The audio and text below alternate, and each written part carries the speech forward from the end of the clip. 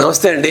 ఈరోజు మనం అజీర్ణము అనే ఒక చిన్న సబ్జెక్ట్ గురించి మాట్లాడుకోవడం. ఈ రోజుల్లో ప్రతి వ్యక్తి కూడా అజీర్ణ సమస్యలతో బాధపడదు. అజీర్ణం అంటే ఏంటి? అరుగుదల లేకపోవడం. ఎందుకు అరగట్లేదు, ఏం తిన్నాము, ఏం తినలేదు, ఎందుకో వచ్చింది అజీర్ణం అనేది తెలుసుకోవాలి.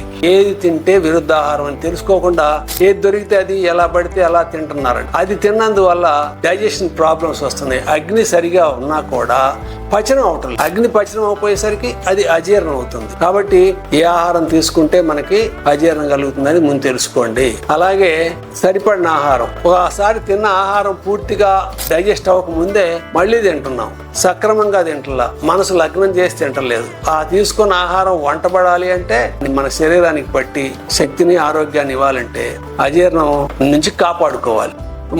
మళ్ళీ డైజెస్ట్ అవ్వలేదండి, నాకు వాంతులు అవుతున్నాయండి, విరేచనాలు అవుతున్నాయండి, ఇలాంటివన్నీ తప్పించుకోవడానికి ఆయుర్వేద శాస్త్రంలో ఒక చిన్న చెప్తానండి. ఇది ప్రతి ఇంట్లోనూ దొరికేవేనండి.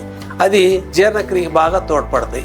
ఈ ధనియాలు, జీలకర్ర, శొంఠి చూర్ణం చేసుకొని దాంట్లో కొంచెం సైంధవ లవణం కలపండి.